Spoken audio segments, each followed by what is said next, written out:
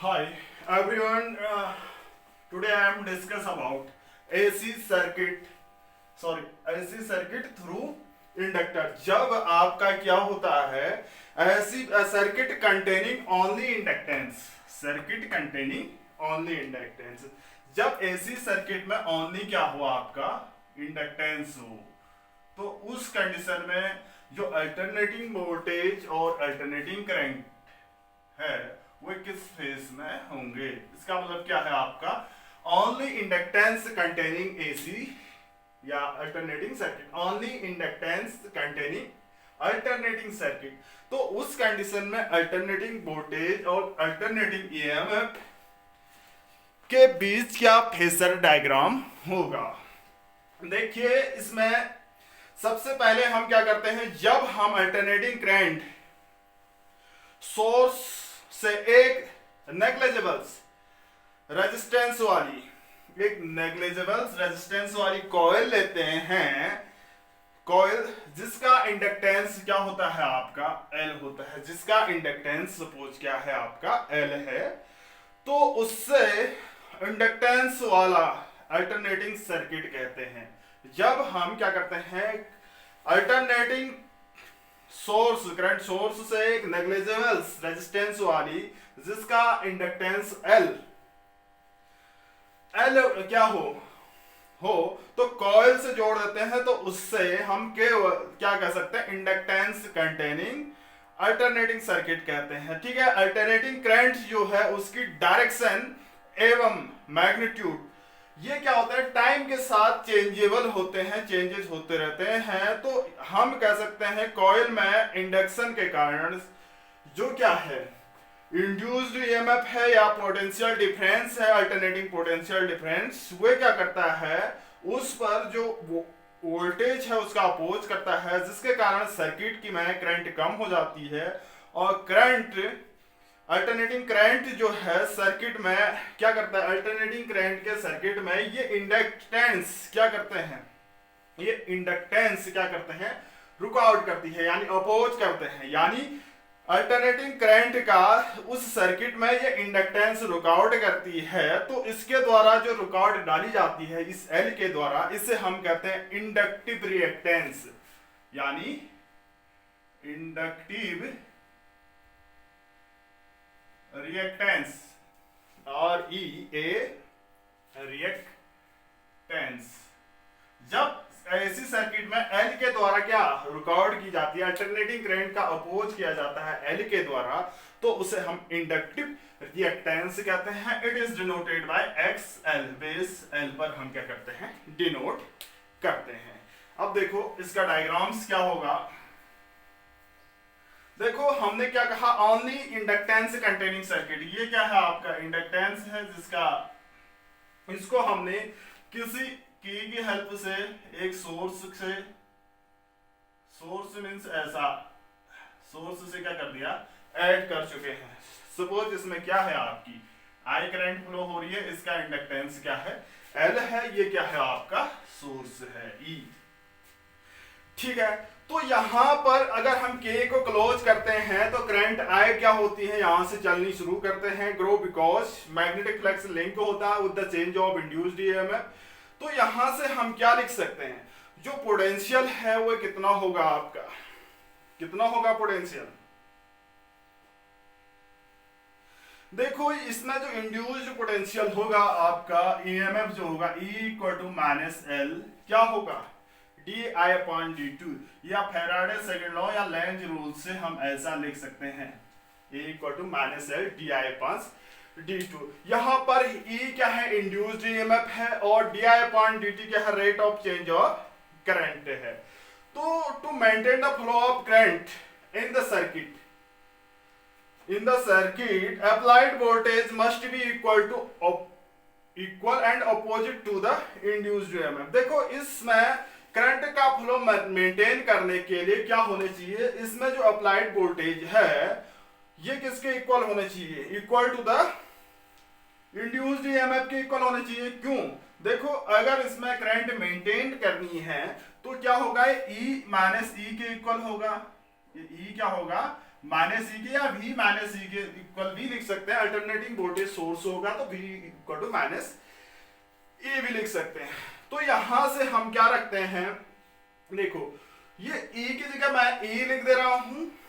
ये इसी इक्वेशंस की बात करते हैं। यहां से हम क्या लिख सकते हैं, capital E is equal to मैं लिख सकता हूं, ये हो जाएगा आपका प्लस हो जाएगा minus into minus into minus plus, ये हो जाएगा आपका L into D I upon D T. इसमें करंट को मेंटेन रखने के लिए जो अप्लाइड वोल्टेज है वो किसके इक्वल होना चाहिए, इंड्यूस्ड ईएमएफ के इक्वल होने चाहिए। इंड्यूस्ड ईएमएफ अप्लाइड वोल्टेज के इक्वल होना चाहिए। और इसकी वैल्यू यहां पर रखी तो E is equal two plus L D I upon D T आया आपका।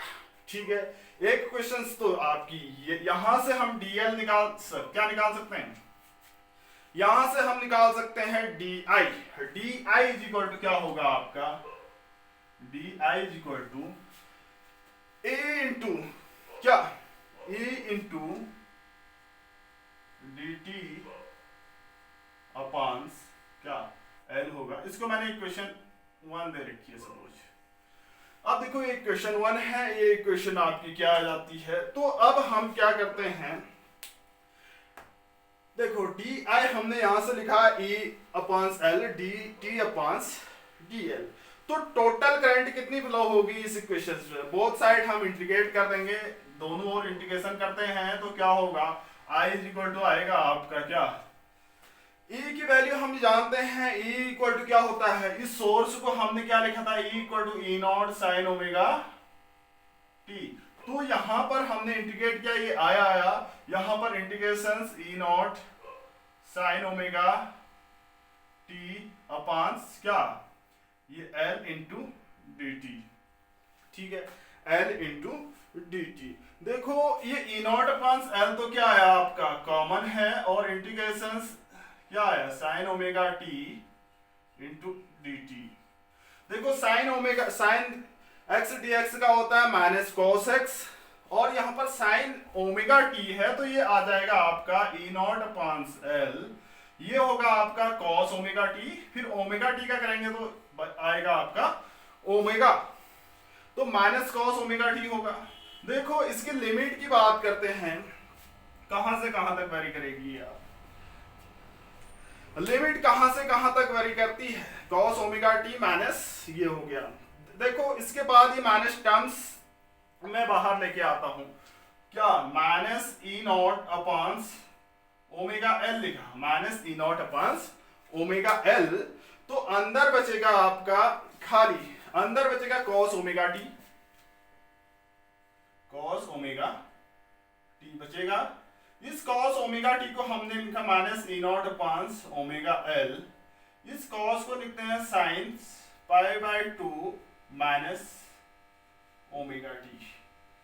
जो साइन 90 माइनस थीटा होता है वो कॉस थीटा होगा। मैंने कॉस थीटा को ऐसे लिख दिया क्योंकि क्या होता है आपका जो sine 90 minus theta is equal to क्या होता है आपका कॉस थीटा होता है, तो हमने ऐसे लिख चुके हैं।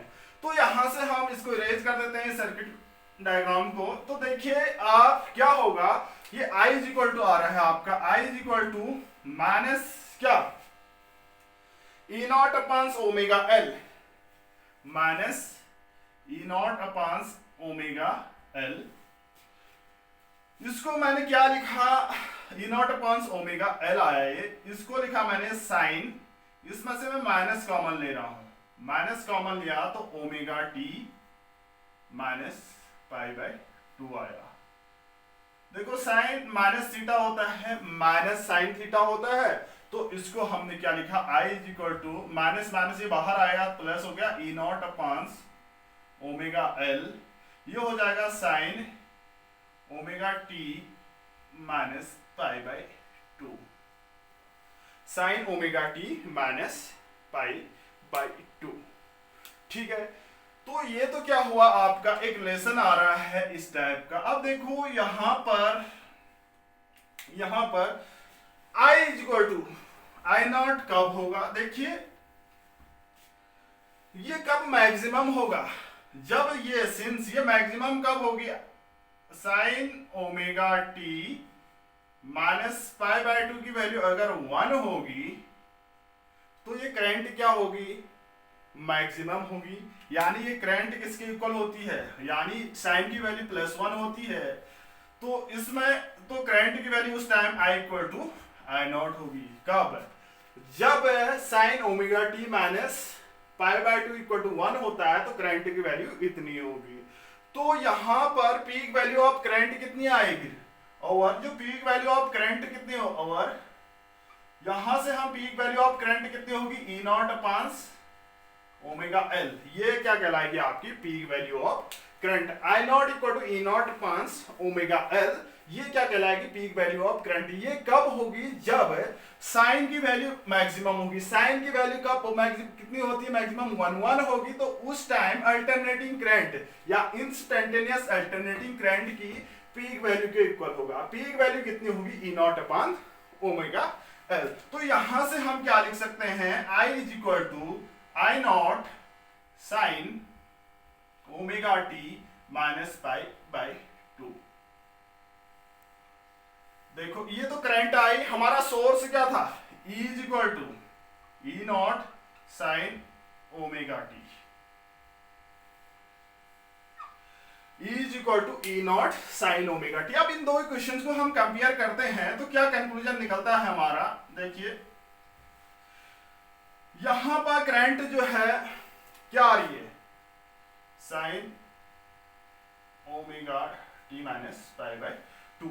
देखो यहां पर जो करंट है आपकी ये आ रही है, इसको x कहा था, कर दे इसको y कहता है। अगर इसको कंपेयर करते हैं तो यहां से क्या क्लियर आ रहा है, जब हम प्योर इंडक्टेंस किसी सर्किट में ऐड करते हैं तो क्या होता है, प्योर इंडक्टेंस ऐड करते हैं तो करंट π/2 फेज पर पीछे चलनी शुरू हो जाती है। यानी करंट ये देखो ओमेगा टी है इसका फेज ओमेगा टी माइनस π/2 है, तो करंट क्या होगी आपकी π/2 फेज पर क्या होगी, पीछे चलना शुरू हो जाएगा। कब, जब हमारा क्या होगा, इंडक्टेंस कंटेनिंग सर्किट होगा। देखो हमने क्या कहा, ये तो हमारी इक्वेशन सोर्स के, जब हमने इसमें इंडक्टेंस ऐड किया तो उसमें करंट इतनी आई किसी इंस्टेंट, तो ये फेज यहाँ ओमेगा टी है, यहाँ पर ओमेगा टी माइनस π/2 है, यानी π/2 फेज पीछे चल रही है करंट, अल्टरनेटिंग वोल्टेज से। कब, जब हमारा सर्किट में ओनली क्या है, इंडक्टर है, तो उस टाइम करंट π/2 फेज पर पीछे चलती है किससे, अल्टरनेटिंग करंट से, या सॉरी अल्टरनेटिंग इंड्यूस्ड ईएमएफ से, या अल्टरनेटिंग इंड्यूस्ड ईएमएफ π/2 फेज पर आगे चलती, ये आगे चलती है अल्टरनेटिंग करंट से π/2 फेज पर, या ये पीछे चलती है π/2 फेज पर अल्टरनेटिंग इंड्यूस्ड ईएमएफ से, ऐसा भी लिख सकते हैं। तो क्या लिख सकते हैं, it is clear that in a pure inductor the current lags behind the voltage, the current lags behind the voltage क्या, ए फेज ऑफ π/2 या 90 degree, voltage leads the current by the π/2 phase पर, यानी voltage lead कर रही है π/2 phase पर, current को पीछे छोड़ रही है आपकी करंट, द वोल्टेज। यहां से हम क्या लिख सकते हैं, या ऐसा भी कह सकते हैं, करंट π/2 फेज पर पीछे चल रही है इंड्यूस्ड ईएमएफ से, या इंड्यूस्ड ईएमएफ π/2 फेज पर आगे चल रही है किससे, अल्टरनेटिंग करंट से, ऐसा भी लिख सकते हैं। तो ये 90 डिग्री का फेज डिफरेंस आया यहां पर। देखो इसमें हम कर्व ग्राफ ड्रॉ करते हैं तो कैसा आता है, देखिए ये E0 हो गया और I0 भी हम यहीं पर ड्रॉ करेंगे, सॉरी E ये हो गया आपका, E की बात ये होगी। अगर E0 की बात कर रहे हैं तो 0 से स्टार्ट होगा, कुछ इस टाइप से आगे होगा आपके, ये क्या होगा उस टाइम, E0 इतना होगा, ये E0 ये मैक्सिमम होगी E0, ठीक है। ये ओरिजिन है और ये ओमेगा टी 90, 270 और 370। अब देखो हमारी अगर करंट की बात करते हैं, करंट तो π/2 फेज पर चल रही है, पीछे चल रही है, मींस नीचे वाई एक्सिस से स्टार्ट होगी, तो ये कैसे होगी आपकी, ये तो एम्पलीट्यूड की तो क्या होगा, सेम होगा, सेम ये ऐसे चलेगी, ये क्या होगा, ऐसे चल रही होगी आपके आगे, ठीक है।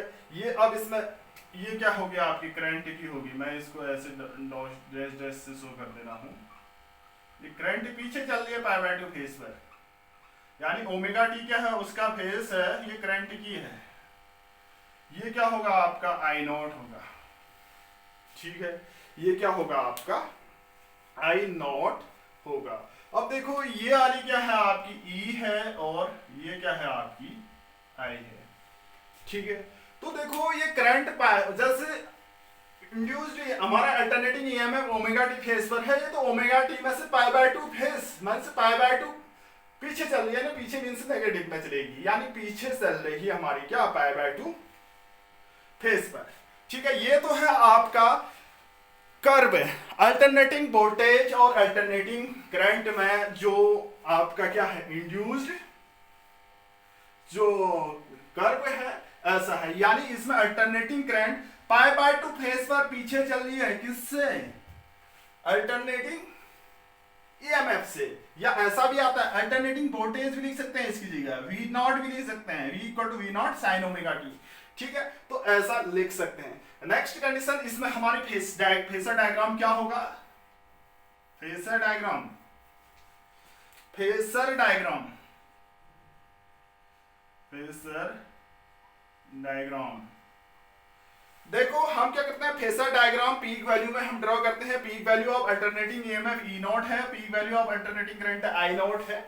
तो इसमें क्या हो रहा है आपका ओमेगा टी क्या है, फेस एंगल है किसका, अल्टरनेटिंग ईएमएफ का, और जबकि आई नॉट ये इक्वेशन है E equal to E naught sine omega T, इसमें आएगा I equal to I naught sine omega T minus pi by 2।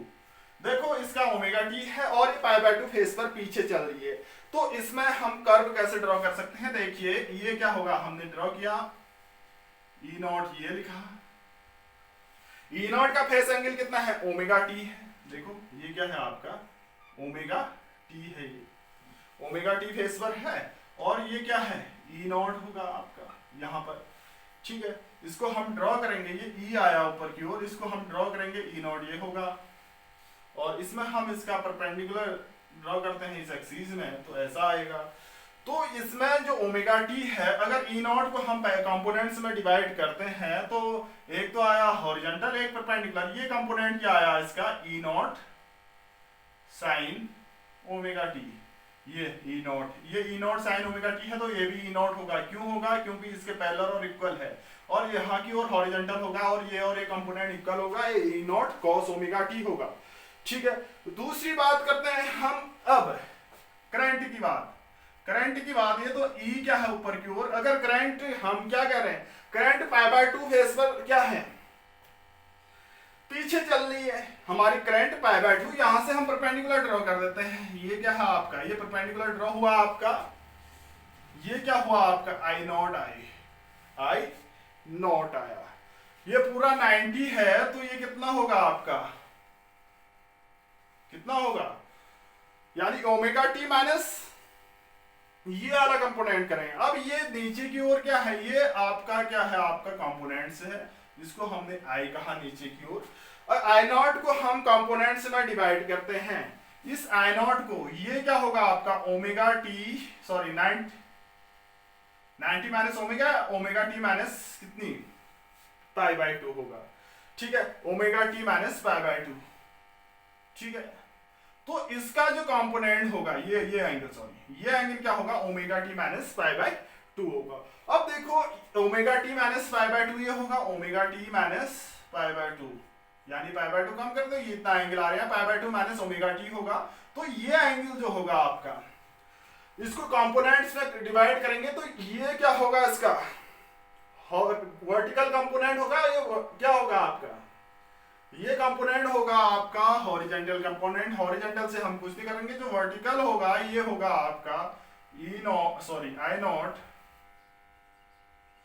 Sine omega T minus pi by 2, ये वाला कंपोनेंट, ये कंपोनेंट क्या होगा omega T minus pi by 2 होगा, ये omega T minus pi by 2 है, इसका I naught cos omega T minus pi by 2 इस एंड की ओर है।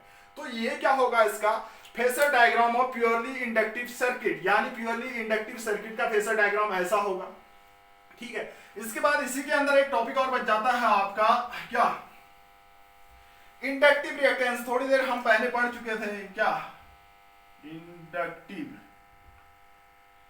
रिएक्टेंस,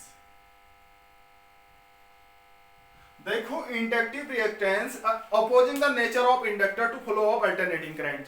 अल्टरनेटिंग करंट का अपोज करना ही इस इंडक्टर का काम होता है, तो इसको हम कहते हैं इंडक्टिव रिएक्टेंस।